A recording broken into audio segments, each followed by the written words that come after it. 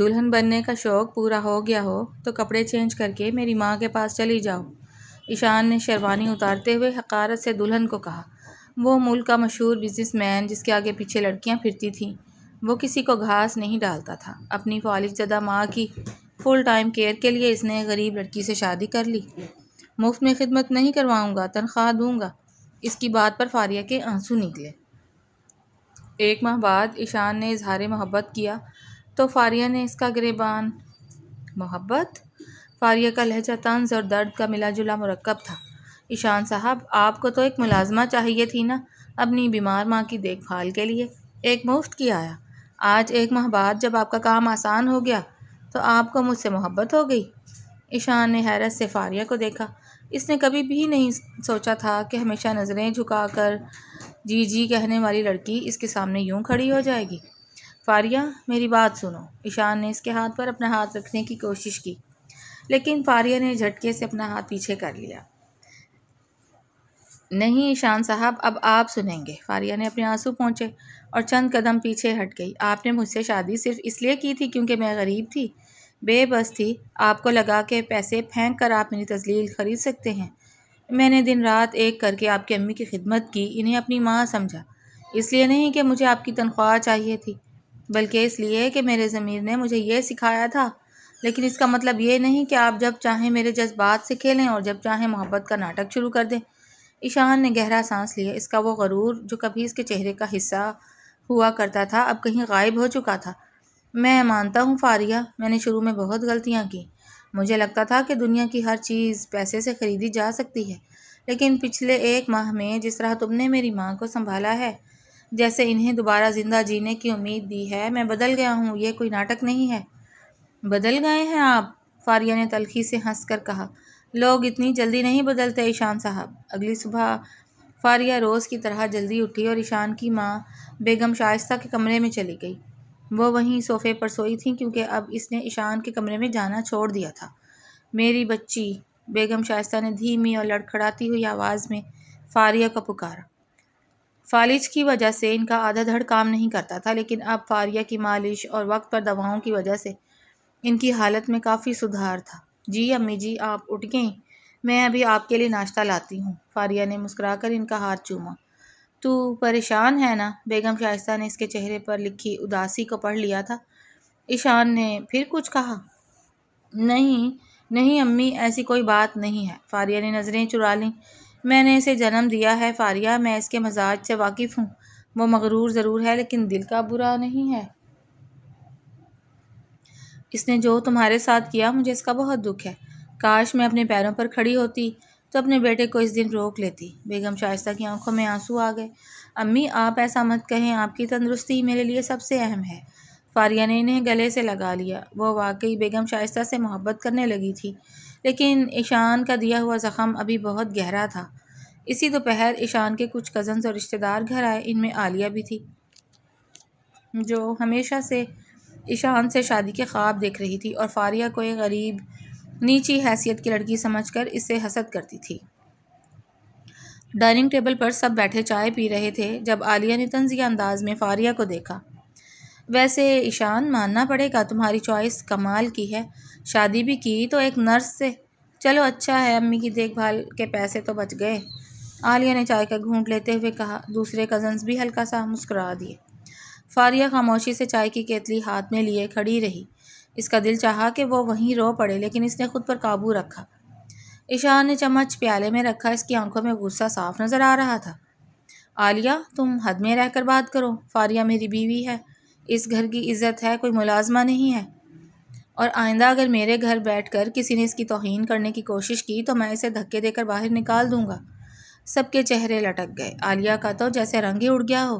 وہ فوراً کھڑی ہو گئی۔ ایشان، تم اس 2 ٹکے کی لڑکی کے لیے مجھ سے بدتمیزی کر رہے ہو۔ 2 ٹکے کی وہ ہے جس کی تربیت میں کھوٹ ہو عالیہ، اور اب تم یہاں سے جا سکتی ہو، ایشان نے سخت لہجے میں کہا۔ عالیہ غصے میں اپنا بیگ اٹھا کر چلی گئی اور باقی رشتہ دار بھی دبی زبان میں بڑبڑاتے ہوئے رخصت ہو گئے۔ فاریہ نے حیرت سے ایشان کو دیکھا۔ یہ پہلا موقع تھا جب ایشان نے سب کے سامنے اس کا دفاع کیا تھا، لیکن اس کے دل کا ایک کونا ابھی بھی کہتا تھا کہ یہ سب محض دکھاوا ہے۔ شام کو جب فاریہ باورچی خانے میں برتن سمیٹ رہی تھی تو اس کے فون پر اس کی سہیلی سائمہ کا فون آیا۔ سائمہ واحد شخص تھی جو فاریہ کے حالات سے واقف تھی اور ہمیشہ اس کا حوصلہ بڑھاتی تھی۔ ہاں سائمہ، کیسی ہو؟ فاریہ نے فون کان سے لگایا۔ میں ٹھیک ہوں فاریہ، تو سنا کیسی گزر رہی ہے؟ کیا وہ ابھی تجھ سے ویسا ہی سلوک کرتا ہے؟ سائمہ نے فکر مندی سے پوچھا۔ فاریہ نے ایک لمبی سانس لی۔ پتہ نہیں سائمہ، وہ اب بدلنے کا دعویٰ کر رہا ہے۔ آج اس نے سب کزنز کے سامنے میرا ساتھ دیا، لیکن مجھے ڈر لگتا ہے جس انسان نے پہلے دن میری عزت خاک میں ملا دی ہو، میں اس پر دوبارہ کیسے یقین کروں؟ دیکھ فاریہ، انسان سے غلطیاں ہوتی ہیں، اگر وہ سچے دل سے نادم ہے تو شاید تجھے اسے ایک موقع دینا چاہیے، لیکن ہاں اپنی عزت نفس پر کبھی سمجھوتا مت کرنا۔ تو نے اس کی ماں کے لیے بہت کچھ کیا ہے، اب فیصلہ تجھے اپنے دماغ سے لینا ہے، دل سے نہیں۔ سائمہ نے سمجھداری سے مشورہ کیا۔ میں کوشش کروں گی سائمہ، لیکن دل ابھی مانتا نہیں، فاریہ نے کہا اور فون رکھ دیا۔ رات کے وقت جب پورا گھر خاموش ہو چکا تھا، فاریہ لابی سے گزر رہی تھی کہ اسے بیگم شائستہ کے کمرے سے رونے کی آواز آئی۔ وہ گھبرا کر دروازے کے پاس پہنچی تو دیکھا کہ دروازہ اد کھلا تھا۔ اندر ایشان اپنی ماں کے بیڈ کے پاس زمین پر گھٹنوں کے بل بیٹھا ہوا تھا اور ان کا ہاتھ پکڑ کر رو رہا تھا۔ امی، میں بہت برا بیٹا ہوں، میں نے آپ کی خدمت کے لیے ایک معصوم لڑکی کی زندگی برباد کر دی۔ میں نے فاریہ کے ساتھ جو کیا، اس کے بعد مجھے اپنے آپ سے نفرت محسوس ہوتی ہے۔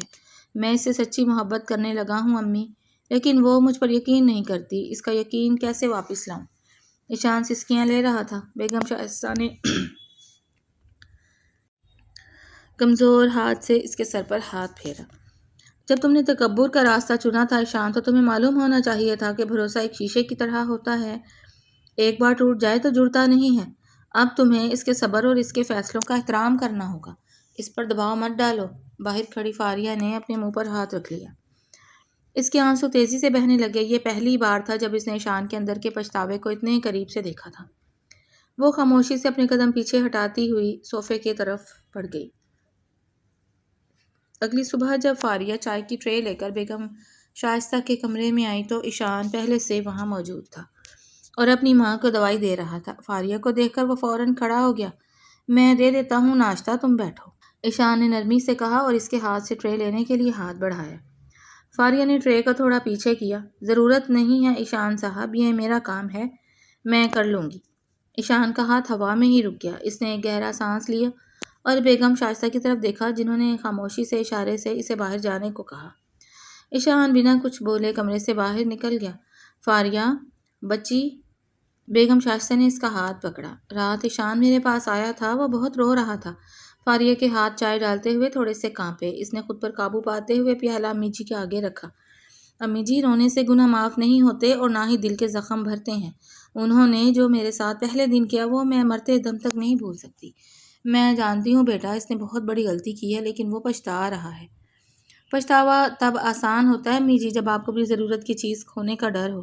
ان کو میری فکر نہیں ہے، ان کو بس یہ ڈر ہے کہ ان کی ماں کی دیکھ بھال کرنے والی چلی جائے گی، فاریہ نے تلخ لہجے میں کہا، اور کمرے کی صفائی میں مصروف ہو گئی۔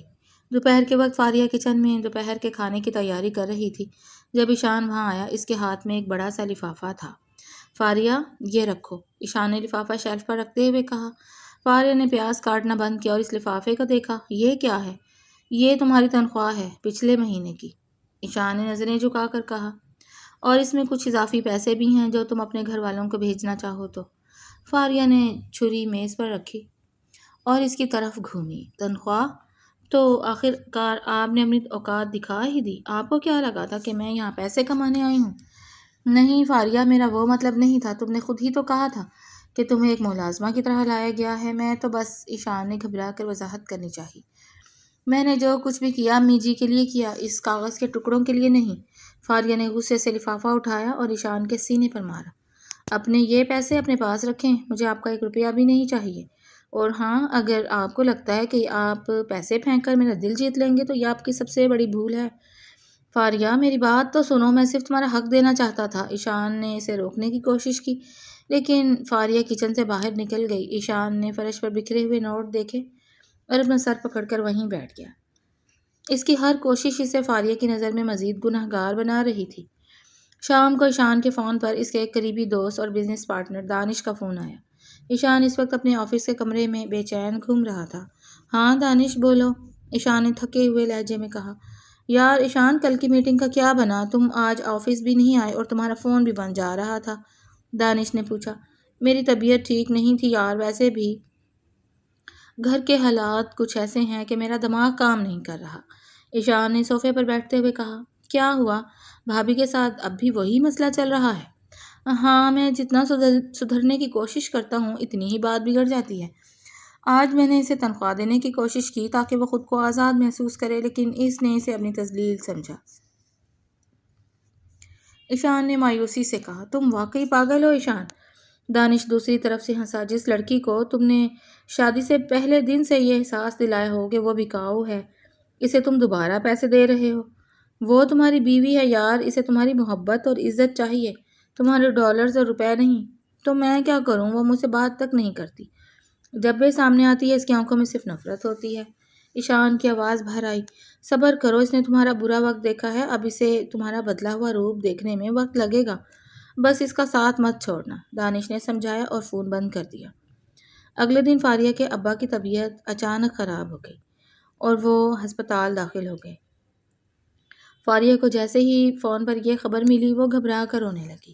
وہ جلدی جلدی چادر اوڑھ کر باہر نکلنے لگی تو لابی میں ایشان سے اس کا سامنا ہوا۔ فاریہ کیا ہوا؟ تم رو کیوں رہی ہو؟ ایشان نے اس کے چہرے پر ہوائیاں اڑتی دیکھ کر پوچھا۔ میرے ابا ہسپتال میں ہیں، انہیں دل کا دورہ پڑا ہے، فاریہ نے ہچکیاں لیتے ہوئے کہا۔ مجھے جانا ہوگا، میں تمہیں لے کر چلتا ہوں، آؤ۔ ایشان نے فوراً اپنی گاڑی کی چابی اٹھائی۔ نہیں، میں خود چلی جاؤں گی، مجھے آپ کی کسی مدد کی ضرورت نہیں ہے، فاریہ نے روتے ہوئے اس کا ہاتھ پیچھے دھکیلا۔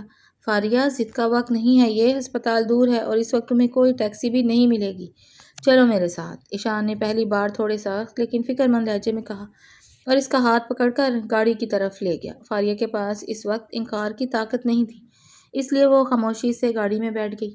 ہسپتال پہنچ کر فاریہ بھاگتی ہوئی ICU کی طرف گئی جہاں اس کی ماں اور چھوٹی بہن رو رہی تھیں۔ امی، ابا کیسے ہیں؟ فاریہ نے اپنی ماں کو گلے لگایا۔ ڈاکٹر کہہ رہے ہیں کہ فوراً آپریشن کرنا ہوگا ورنہ، اس کی ماں رو پڑی۔ لیکن ہمارے پاس اتنے پیسے کہاں ہیں فاریہ؟ انہوں نے 5 لاکھ روپے مانگے ہیں اور وہ بھی فوراً جمع کروانے ہیں۔ یہ سن کر فاریہ کے پیروں تلے سے زمین نکل گئی۔ 5 لاکھ؟ وہ اتنے پیسے کہاں سے لائے گی؟ وہ بے بسی سے دیوار کے ساتھ لگ کر کھڑی ہو گئی۔ اسی وقت ایشان وہاں پہنچا۔ اس نے فاریہ کی ماں کے سر پر ہاتھ رکھا۔ امی جی، آپ پریشان مت ہوں، میں ابھی جا کر سارے چارجز جمع کرواتا ہوں اور ڈاکٹر سے بات کرتا ہوں، آپ بس دعا کریں۔ ایشان کا یہ رخ دیکھ کر فاریہ کی ماں نے اس کے حق میں دعائیں دینا شروع کر دیں۔ جیتے رہو بیٹا، اللہ تمہیں خوش رکھے، تم نے ہماری لاج رکھ لی۔ فاریہ خاموشی سے یہ سب دیکھ رہی تھی۔ اس کا دل ایک طرف تو ایشان کی اس مدد پر شکر گزار تھا، لیکن دوسری طرف اس کا دماغ کہہ رہا تھا کہ ایشان یہ سب اس لیے کر رہا ہے تاکہ وہ فاریہ کو ایک بار پھر اپنے احسان تلے دبا سکے۔ 3 گھنٹے بعد ڈاکٹر باہر آیا اور اس نے بتایا کہ آپریشن کامیاب رہا ہے اور اب مریض خطرے سے باہر ہے۔ سب نے سکھ کا سانس لیا۔ جب فاریہ کی ماں اور بہن ابا کے کمرے میں چلی گئیں تو فاریہ ہسپتال کے کوریڈور میں اکیلی کھڑی تھی۔ ایشان پانی کی بوتل لیے اس کے پاس آیا۔ یہ لو، پانی پیو۔ تم نے صبح سے کچھ نہیں کھایا؟ ایشان نے بوتل اس کی طرف بڑھائی۔ فاریہ نے بوتل لے لی لیکن پی نہیں بلکہ اسے بینچ پر رکھ دیا۔ کتنے پیسے لگے ہیں؟ ایشان نے حیرت سے اسے دیکھا۔ کیا مطلب؟ مطلب یہ کہ جتنے بھی پیسے لگے ہیں میں وہ سب لوٹا دوں گی، چاہے مجھے کہیں بھی کام کرنا پڑے، میں آپ کا 1 روپیہ واپس کروں گی، مجھے آپ کے احسان تلے نہیں رہنا۔ فاریہ کی آواز میں اب بھی وہی سختی تھی۔ ایشان کا دل جیسے کسی نے مٹھی میں دبا لیا ہو۔ فاریہ، تم مجھے اتنا گرا گیا سمجھتی ہو؟ وہ تمہارے ابا ہیں تو میرے بھی کچھ لگتے ہیں، کیا ایک شوہر کا یہ فرض نہیں بنتا؟ شوہر؟ فاریہ نے تلخی سے مسکرا کر کہا۔ شوہر وہ ہوتا ہے جو عزت دیتا ہے۔ آپ نے تو مجھے خریدا تھا اور خریدی ہوئی چیزوں کے رشتہ داروں پر احسان نہیں کیے جاتے، ان کی قیمت چکائی جاتی ہے۔ میں آپ کی یہ قیمت جلد ہی چکا دوں گی۔ ایشان کچھ نہ بول سکا۔ اس کے پاس فاریہ کی اس تلخ حقیقت کا کوئی جواب نہیں تھا۔ وہ بس خاموشی سے اسے دیکھتا رہا جبکہ ان کے درمیان کی غلط فہمیاں اور دوریاں کم ہونے کے بجائے مزید گہری ہوتی جا رہی تھیں۔ اگلے چند دن فاریہ ہسپتال اور گھر کے چکر کاٹتی رہی۔ ابا کی حالت اب بہتر تھی اور انہیں ہسپتال سے ڈسچارج کر دیا گیا تھا۔ فاریہ نے فیصلہ کر لیا تھا کہ وہ ابا کے گھر ہی رہے گی اور وہیں سے کسی اسکول میں نوکری ڈھونڈ کر ایشان کے پیسے لوٹائے گی۔ وہ اپنا سامان سمیٹنے کے لیے ایشان کے گھر آئی۔ بیگم شائستہ کے کمرے میں جا کر وہ ان کے بیڈ کے پاس بیٹھ گئی۔ امی جی، ابا اب ٹھیک ہیں، میں ان کے پاس جا رہی ہوں، فاریہ نے دھیمی آواز میں کہا۔ بیگم شائستہ نے تڑپ کر اس کا ہاتھ پکڑ لیا۔ مجھے چھوڑ کر جا رہی ہو فاریہ؟ میں نے تو سوچا تھا میری بیٹی میرے پاس آ گئی ہے۔ نہیں امی جی، میں آپ سے بہت پیار کرتی ہوں، لیکن اس گھر میں میری کوئی جگہ نہیں ہے۔ میرا دم گھٹتا ہے یہاں۔ فاریہ کی آنکھوں سے آنسو بہہ نکلے۔ اسی وقت ایشان کمرے میں داخل ہوا۔ فاریہ کے ہاتھ میں بیگ دیکھ کر اس کا چہرہ سفید پڑ گیا۔ فاریہ تم جا رہی ہو؟ ایشان نے لرزتی آواز میں پوچھا۔ جی، میں اب یہاں نہیں رہ سکتی۔ میں نے اسکول میں بات کی ہے، جیسے ہی میری تنخواہ آئے گی میں آپ کے پیسے قسطوں میں واپس کر دوں گی، فاریہ نے بیگ اٹھاتے ہوئے کہا۔ ایشان آگے بڑھا اور اس کا راستہ روک کر کھڑا ہو گیا۔ مجھے پیسے نہیں چاہیے فاریہ، مجھے تم چاہیے ہو۔ ایشان صاحب راستہ چھوڑیں میرا، فاریہ نے نظریں جھکا لی۔ میں نہیں چھوڑوں گا۔ تم نے سہیلی سے کہا تھا نا کہ جس نے پہلے دن عزت مٹی میں ملائی ہو اس پر کیسے یقین کریں؟ میں جانتا ہوں میں نے بہت بڑی غلطی کی، لیکن خدا کے لیے مجھے ایک موقع دو۔ ایشان نے روتے ہوئے اس کے سامنے ہاتھ جوڑ دیے۔ فاریہ نے حیرت سے اسے دیکھا۔ ملک کا اتنا بڑا بزنس مین جس کا غرور آسمان کو چھوتا تھا، آج اس کے سامنے رو رہا تھا، لیکن اس کا دل ابھی بھی پگھلا نہیں تھا۔ ایشان صاحب، سستا سودا نہیں ہوں میں، راستہ دیجیے، فاریہ نے مضبوطی سے کہا اور اس کے برابر سے گزر کر باہر نکل گئی۔ ایشان اسے جاتا ہوا دیکھتا رہا، اس کی ٹانگوں نے جیسے اس کا ساتھ چھوڑ دیا ہو۔ فاریہ کو اپنے میکے آئے ہوئے 2 ہفتے گزر چکے تھے۔ وہ ایک قریبی اسکول میں پڑھانے لگی تھی۔ زندگی دوبارہ ایک عام ڈگر پر چل پڑی تھی، لیکن اس کا دل اب بھی وہیں شائستہ بیگم کے پاس اٹکا ہوا تھا۔ ایک شام وہ اسکول سے واپس آئی تو اس کی ماں نے اسے صحن میں بٹھا لیا۔ فاریہ، میری بات سنو بیٹا، ماں نے پیار سے اس کے سر پر ہاتھ پھیرا۔ ایشان روزانہ ہسپتال آتا تھا جب تیرے ابا داخل تھے۔ اس نے راتوں کو جاگ کر تیرے ابا کی دیکھ بھال کی ہے، جو شاید کوئی سگا بیٹا بھی نہ کرتا۔ امی، وہ تو بس اپنے گناہ کا کفارہ ادا کر رہا تھا، فاریہ نے رخ موڑ لیا۔ کفارہ تو انسان تبھی ادا کرتا ہے نا جب اسے اپنی غلطی کا احساس ہو۔ وہ ہر دوسرے دن تیرے ابا کا پتہ لینے آتا ہے، لیکن تجھ سے ملنے کی ہمت نہیں کرتا کہ کہیں تو ناراض نہ ہو جائے۔ بیٹا، معاف کرنے والا ہمیشہ بڑا ہوتا ہے، ماں نے اسے سمجھایا۔ فاریہ خاموش رہی۔ اسے سائمہ کی بات یاد آئی کہ فیصلہ دماغ سے لینا دل سے نہیں، لیکن اب اس کا دماغ بھی کہہ رہا تھا کہ ایشان شاید واقعی بدل گیا ہے۔ اگلی صبح جب فاریہ اسکول جانے کے لیے تیار ہو رہی تھی تو اس کے فون پر بیگم شائستہ کے نمبر سے کال آئی۔ اس نے جلدی سے فون اٹھایا۔ ہیلو امی جی، دوسری طرف سے ایشان کی رونے کی آواز آئی۔ فاریہ، امی جی کی حالت بہت خراب ہے، وہ بار بار تمہارا نام لے رہی ہیں، پلیز ایک بار آ جاؤ۔ فاریہ کا دل جیسے دھڑکنا بھول گیا۔ میں ابھی آتی ہوں۔ وہ بغیر کچھ سوچے سمجھے ٹیکسی لے کر ایشان کے گھر پہنچی۔ وہ بھاگتی ہوئی بیگم شائستہ کے کمرے میں گئی تو دیکھا کہ وہ بیڈ پر لیٹی ہوئی تھیں اور ان کی آنکھیں بند تھیں۔ ایشان سر پکڑے سائڈ پر بیٹھا تھا۔ امی جی، فاریہ نے گھبرا کر ان کا ہاتھ پکڑا۔ بیگم شائستہ نے آہستہ سے آنکھیں کھولیں اور فاریہ کو دیکھ کر ان کے چہرے پر کمزور سی مسکراہٹ آ گئی۔ فاریہ بچی، تم آ گئیں۔ امی جی، آپ کیسی ہیں؟ ڈاکٹر کو بلایا؟ فاریہ نے ایشان کی طرف دیکھا۔ ڈاکٹر کہہ رہے ہیں کہ ان کا بلڈ پریشر بہت ہائی ہو گیا تھا۔ اب دوائی دی ہے، ایشان نے دھیمی آواز میں بتایا۔ تم چلی گئیں تو میرا دل ہی نہیں لگتا تھا یہاں۔ فاریہ، میرے بیٹے کو معاف کر دو، اگر یہ تمہیں خوش نہیں رکھے گا تو میں اس کا چہرہ نہیں دیکھوں گی، بیگم شائستہ نے کمزور آواز میں فاریہ کا ہاتھ اپنے سینے پر رکھتے ہوئے کہا۔ فاریہ نے ایشان کی طرف دیکھا۔ اس کی آنکھوں میں گہرا پچھتاوا، خوف اور التجا تھی۔ وہ ایک بدلا ہوا انسان لگ رہا تھا جس کا غرور مٹی میں مل چکا تھا۔ بیگم شائستہ کو سلانے کے بعد فاریہ کمرے سے باہر آئی تو ایشان لابی میں کھڑا اس کا انتظار کر رہا تھا۔ فاریہ، ایشان نے پکارا، میں جانتا ہوں میں معافی کے لائق نہیں ہوں، لیکن میں نے اپنے وکیل سے بات کی ہے، میں یہ گھر تمہارے نام کر رہا ہوں۔ یہ کوئی سودا نہیں ہے، بس میری طرف سے ایک کوشش ہے کہ تمہیں یہ احساس دلا سکوں کہ اس گھر پر اب تمہارا حق ہے، میرا نہیں۔ ایشان صاحب، مجھے یہ گھر نہیں چاہیے۔ ایشان کا چہرہ اتر گیا۔ تو تم کبھی واپس نہیں آؤ گی؟ میں نے کب کہا کہ میں واپس نہیں آؤں گی؟ فاریہ نے مدھم سی مسکراہٹ کے ساتھ کہا، لیکن گھر کے کاغذات کے لیے نہیں، امی جی کے لیے۔ اور وہ رک گئی۔ اور ایشان نے بےتابی سے پوچھا۔ اور اس ایشان کے لیے جو اب بدل چکا ہے، لیکن یاد رکھیے گا اگر کبھی دوبارہ آپ کا وہ پرانا غرور واپس آیا تو میں 1 سیکنڈ بھی نہیں لگاؤں گی یہاں سے جانے میں۔ فاریہ نے سنجیدگی سے کہا۔ ایشان کی آنکھوں میں خوشی کے آنسو چمک اٹھے۔ میں وعدہ کرتا ہوں فاریہ، اب تمہیں کبھی شکایت کا موقع نہیں ملے گا۔ تم میری بیوی ہو، میری زندگی ہو۔ 1 سال بعد گھر کا ماحول پوری طرح بدل چکا تھا۔ بیگم شائستہ اب کافی حد تک ٹھیک ہو چکی تھیں اور اپنے پیروں پر کھڑی ہو کر چل سکتی تھیں۔ شام کے وقت صحن میں چائے کا دور چل رہا تھا۔ فاریہ چائے کی کیتلی لے آئی اور سب کو چائے پیش کرنے لگی۔ عالیہ بھی وہاں موجود تھی، لیکن اب اس کے لہجے میں وہ پرانی تلخی نہیں تھی، کیونکہ وہ دیکھ چکی تھی کہ ایشان اپنی بیوی کی کتنی عزت کرتا ہے۔ فاریہ بھابھی، چائے واقعی بہت اچھی بنی ہے، عالیہ نے مسکرا کر کہا۔ شکریہ عالیہ، فاریہ نے بھی جواب میں مسکراہٹ بکھیر دی۔ ایشان نے فاریہ کی طرف دیکھا، اس کی آنکھوں میں فخر اور محبت صاف نظر آ رہی تھی۔ جب عالیہ اندر چلی گئی تو ایشان نے فاریہ کا ہاتھ ہولے سے دبایا۔ شکریہ فاریہ، مجھے ایک اچھا انسان بنانے کے لیے اور اس گھر کو دوبارہ گھر بنانے کے لیے۔ ایشان نے دل سے کہا، محبت اور عزت مل جائے تو عورت سب کچھ قربان کر دیتی ہے۔ ایشان، فاریہ نے اس کی آنکھوں میں جھانکتے ہوئے کہا، اب ہمارے درمیان کوئی ملازمہ اور مالک نہیں ہے، ہم برابر کے ہمسفر ہیں۔ ایشان نے مسکرا کر سر ہلایا۔ زندگی کی اس گاڑی کو چلانے کے لیے واقعی دولت اور غرور کی نہیں، بلکہ باہمی عزت، سمجھوتا اور سچی محبت کی ضرورت ہوتی ہے، اور ان دونوں نے یہ سبق بہت اچھے سے سیکھ لیا تھا۔